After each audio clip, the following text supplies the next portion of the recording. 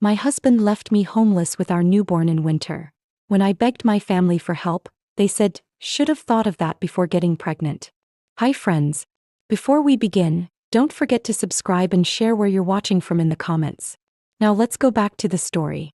The eviction notice crinkled in my frozen fingers as Derek's BMW disappeared into the December snow, leaving me and 3-week-old Emma shivering on the sidewalk. Our belongings, what little he'd allowed me to keep, sat in garbage bags beside us. The apartment keys felt like ice in my palm. Ma'am, you need to vacate the premises, the sheriff repeated, his breath forming clouds in the bitter air. I clutched Emma closer to my chest, her tiny face red from the cold despite being wrapped in every blanket I owned. 3 weeks ago I was Sarah Mitchell, devoted wife and new mother. Now I was nobody, standing in 6 inches of snow with a newborn and nowhere to go. Derek had planned this perfectly. The lease was in his name only. Our joint bank account, emptied before he filed for divorce. Credit cards, cancelled. Even the car was his, purchased before our marriage.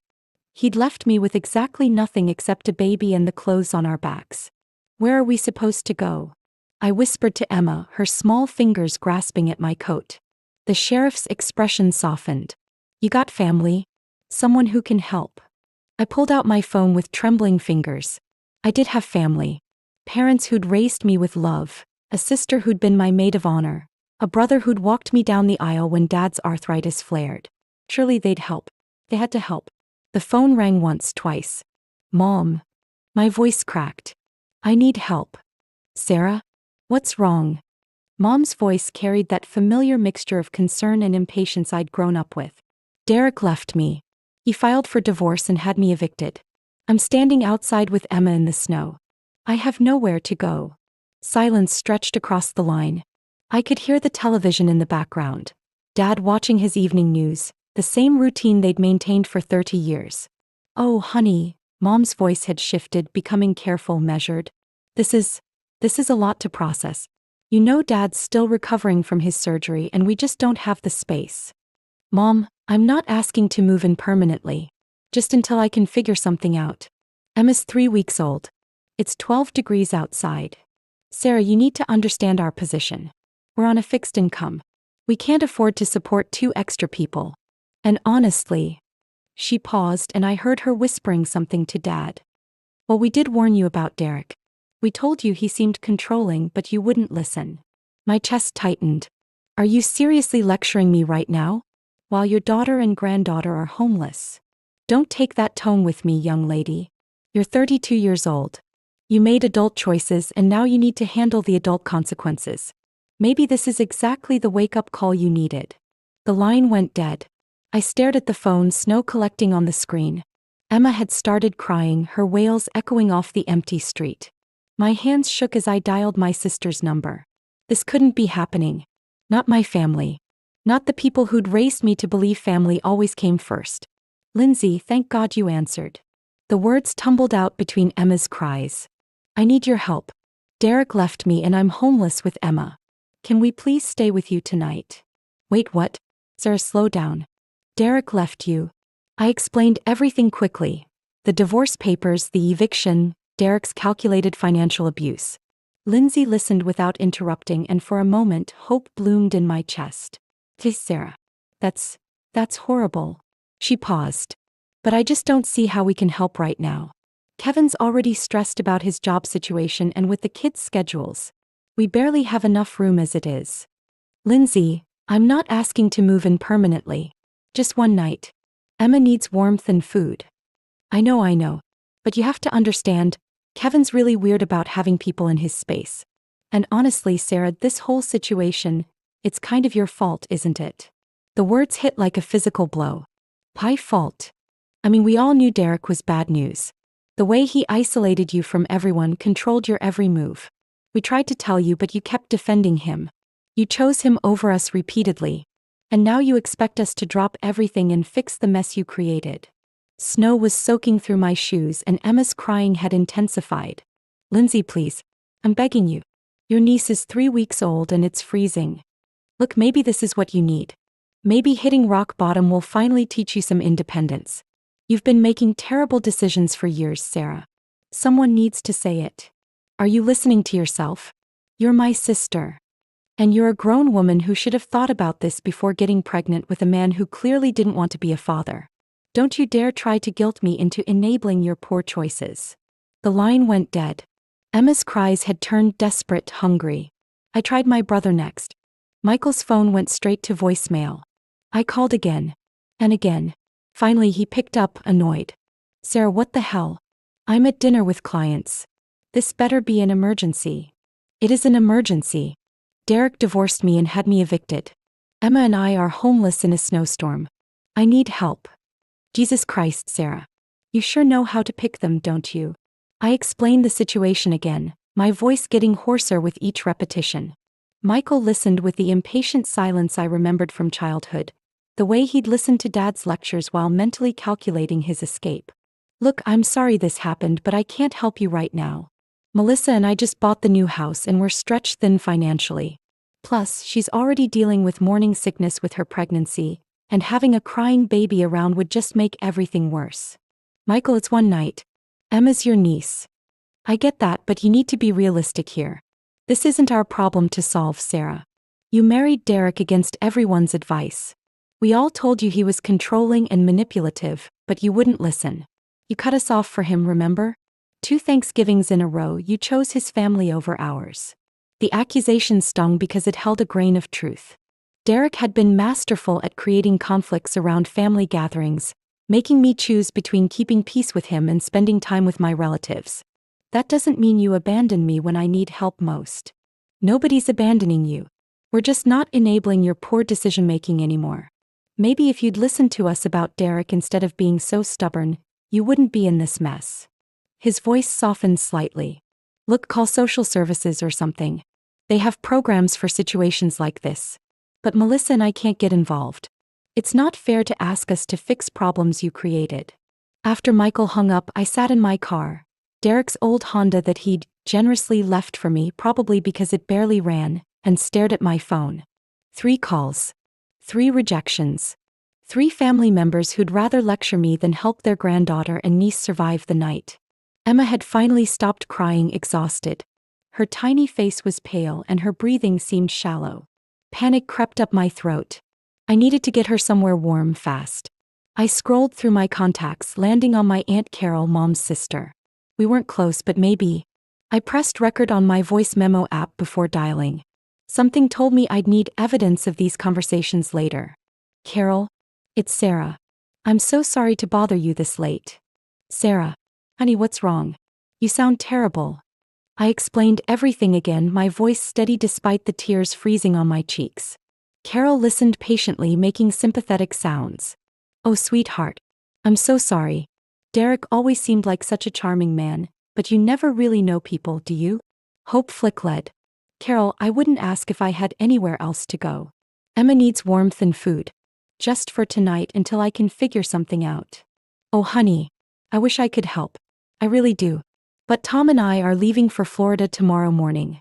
Our winter vacation. The house will be empty for 3 months. Could we stay and watch the house for you? I'm very responsible and it would help both of us. Pause. When Carol spoke again, her voice had cooled considerably. Sarah, I don't think that's appropriate. I mean, you're going through a divorce. There could be legal complications. What if Derek tried to claim squatters' rights or something? And honestly, having someone with a new baby in the house. Babies are so unpredictable. What if something got damaged? Carol, I'm family.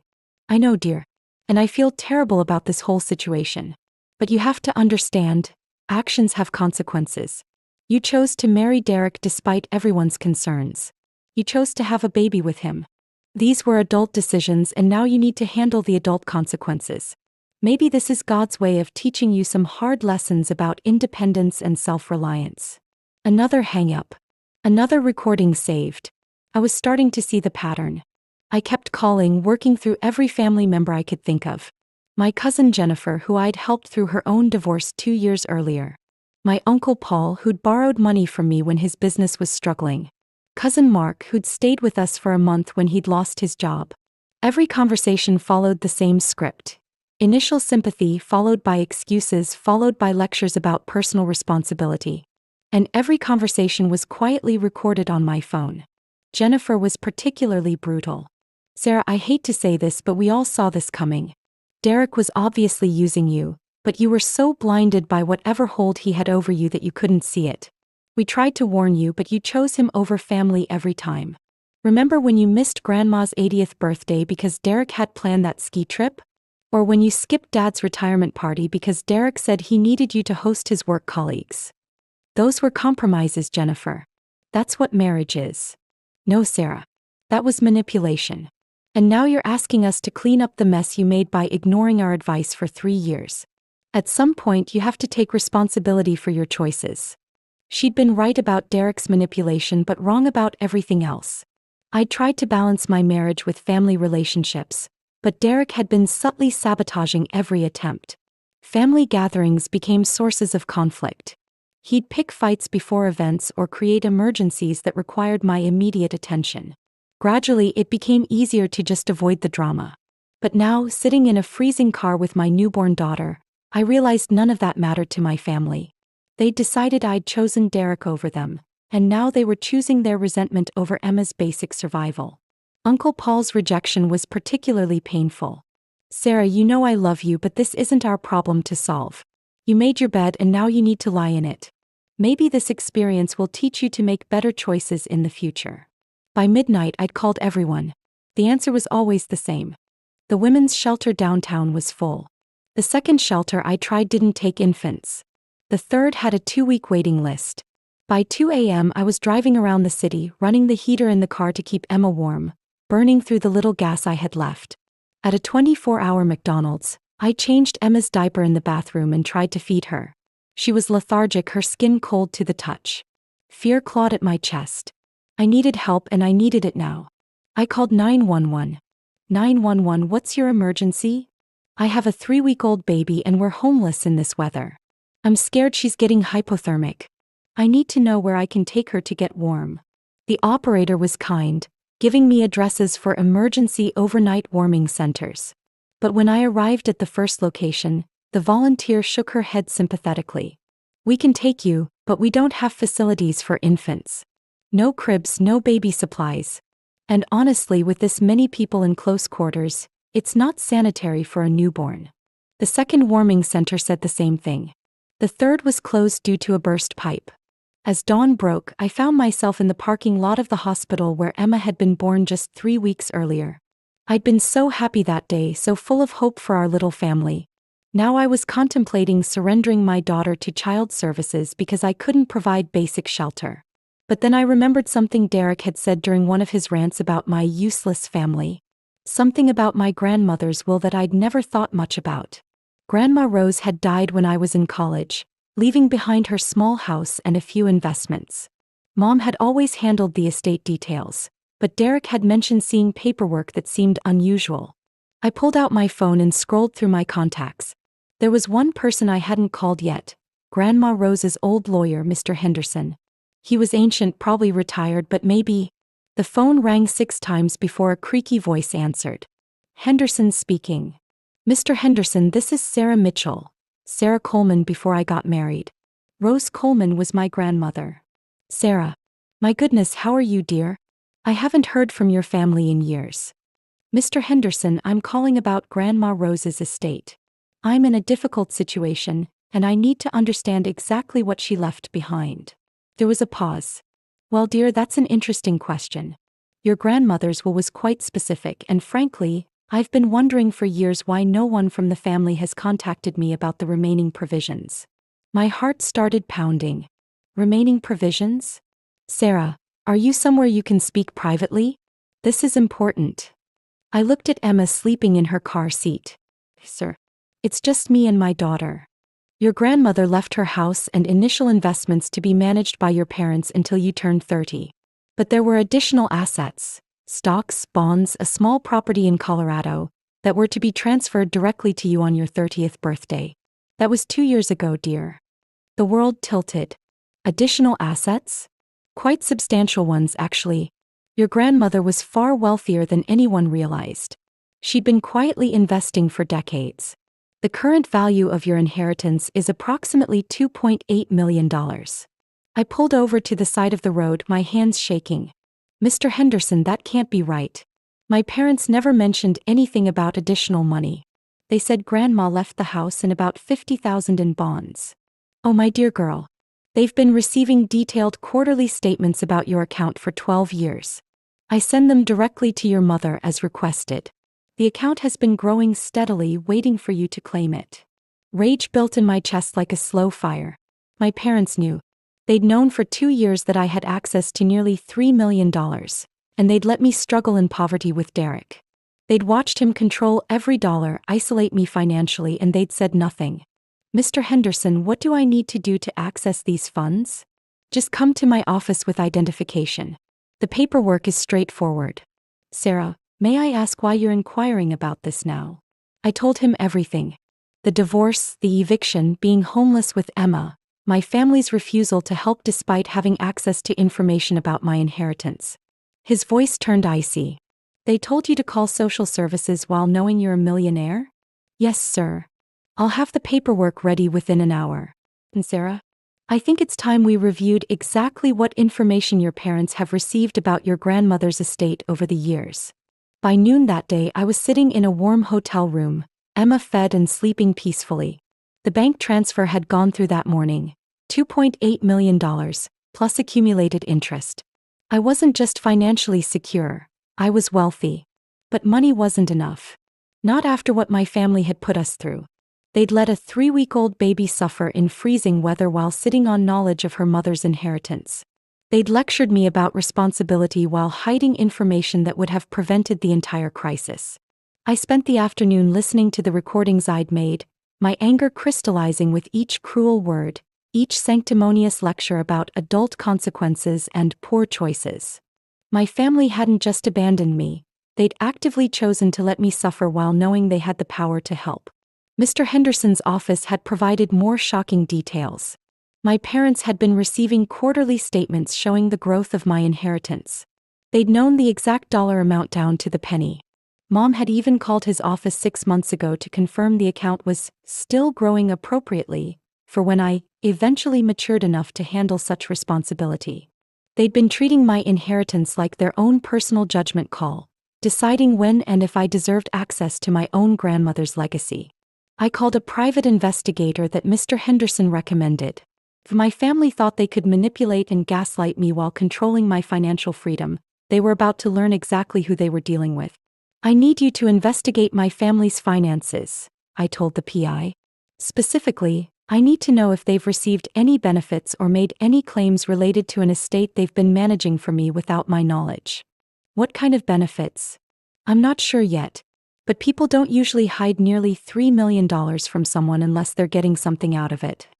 The PI, a sharp-eyed woman named Detective Martinez, smiled grimly. In my experience, when families hide money, they're usually spending it. Let me dig around for a few days. As I hung up, Emma stirred in her bassinet, opening her perfect blue eyes. Don't worry, baby girl, I whispered. Mommy's going to make sure this never happens to anyone else. 3 days later, Detective Martinez called with results that made my blood boil. Sarah, you need to sit down for this. I'm listening. Your parents have been using your inheritance as collateral for loans. They took out a second mortgage on their house 2 years ago, listing your $2.8 million as backup collateral. They've also been using the quarterly statements to establish credit lines and make investments in your mother's brother's restaurant business. My jaw clenched. They've been spending my money? Not directly, but they've been leveraging it. Your Uncle Paul's restaurant expansion? Funded with a loan that uses your inheritance as security. Your sister Lindsay's husband's new truck? Same thing. They've essentially been telling lenders, don't worry, we have access to nearly $3 million if these loans go bad. Is that legal? Technically, they have legal authority as estate managers until you formally claim the inheritance. But ethically, they've been using your money to benefit themselves and other family members while keeping you in poverty. Oh, and Sarah, there's more. My hands tightened on the phone. What else? Your mother called the estate lawyer's office last week. She wanted to know if there was any way to delay your access to the funds, citing concerns about your mental stability following your divorce. She was trying to have you declared temporarily incompetent to handle the inheritance. The hotel room went silent except for Emma's soft breathing. My mother had tried to have me declared incompetent while I was homeless with her granddaughter. She'd rather steal my inheritance than see me independent. Detective Martinez, I need you to document everything. Every loan, every investment, every conversation they've had about my money. I want a complete financial picture of how my family has benefited from hiding my inheritance. Already working on it. But Sarah, there's something else you should know. I did some digging into Derek's finances too. His divorce lawyer is expensive. Really expensive. The kind of attorney that costs $50,000 up front. Derek doesn't have that kind of money. Exactly. But guess whose uncle co-signed a loan for Derek's legal fees? My world tilted. No. Your Uncle Paul. Derek's divorce attorney was paid for with money leveraged against your inheritance. Your own family helped fund the legal battle that left you homeless. That evening, I sat in my hotel room, Emma sleeping peacefully beside me, and planned my next move. My family hadn't just abandoned me, they'd actively conspired to keep me powerless while profiting from my inheritance. They'd funded Derek's divorce, tried to have me declared incompetent, and let their granddaughter freeze rather than admit their deception. They'd lectured me about adult consequences, while ensuring I couldn't access the resources to handle them. They'd called me irresponsible while stealing my financial independence. Every cruel word, every sanctimonious lecture, every refusal to help had been built on a foundation of lies and theft. But they'd made one crucial mistake. They'd underestimated me. I started making calls. Not to family this time, to professionals. A high-powered attorney who specialized in estate fraud. A media consultant who handled reputation management. A charity lawyer who could help me set up a foundation. And most importantly, a publicist who knew how to make stories go viral. Here's what I want, I told the publicist. I want every person who's ever been abandoned by their family during a crisis to hear my story. I want every parent who's ever used their child's resources for their own benefit to be exposed. And I want my family to understand exactly what it feels like to be publicly humiliated and abandoned. The publicist listened to the recordings, reviewed the financial evidence, and smiled. Sarah, this is the kind of story that changes laws. Family abandonment, financial abuse, estate fraud. This hits every nerve. When do you want to go public? I want to give them one last chance to do the right thing. One opportunity to apologize and make amends before I destroy their reputations. And if they don't? I looked at Emma, remembering her pale face in the freezing car, her weak cries echoing off empty streets. Then they'll learn that actions have consequences. Over the next week, I quietly established the Emma Rose Foundation, named for my daughter and grandmother, dedicated to helping families abandoned during crises.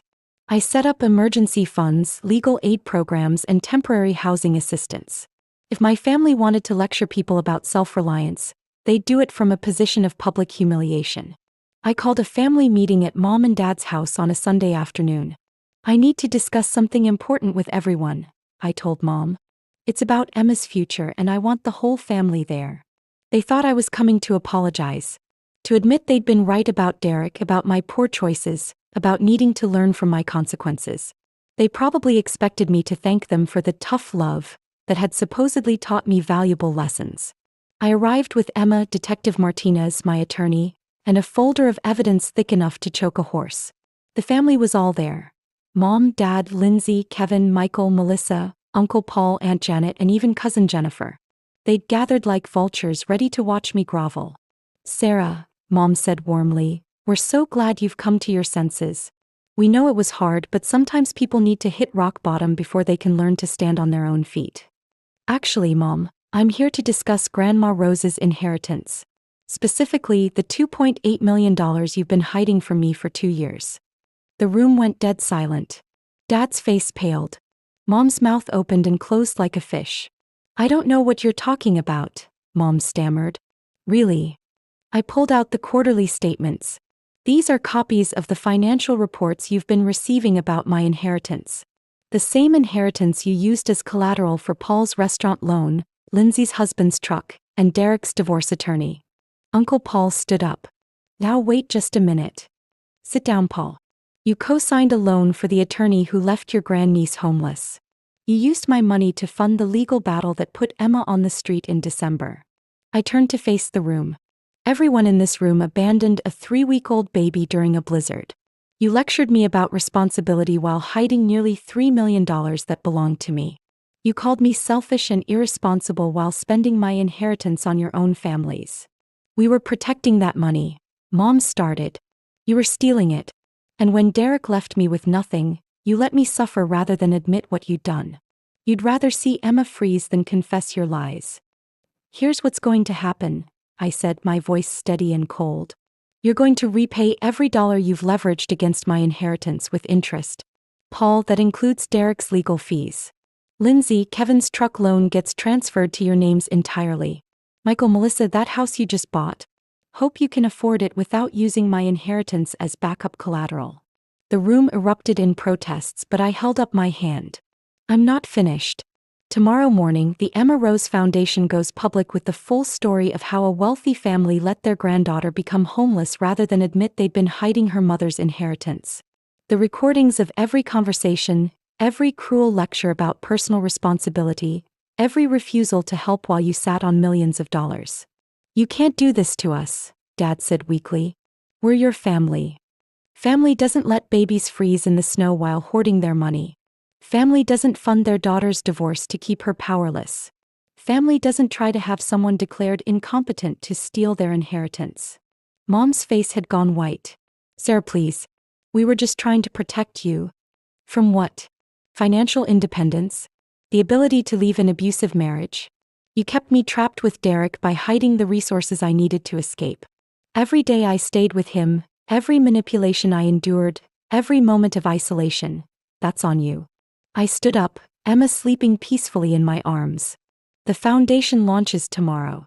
The story goes viral by Tuesday. By Wednesday, every person in your social circles will know exactly who you are. Your church, your neighbors, your coworkers, everyone will understand that you let a newborn suffer to protect your lies. People will understand, Lindsay protested. They'll see we were trying to help you learn independence. I smiled coldly. Really? Let's test that theory. Let's see how many people think abandoning a 3-week-old baby teaches valuable life lessons. As I walked toward the door, Paul called out desperately. Sarah, we can work this out. We're family. Family forgives. I turned back one last time. Family also protects each other. You had your chance to be family when Emma and I were homeless. You chose lectures over love, theft over trust. Now you get to experience the adult consequences of your choices. The door closed behind me with a satisfying click. Outside, Detective Martinez smiled. How do you feel? I looked down at Emma, warm and safe in my arms, then back at the house where my biological family was probably panicking about their reputations.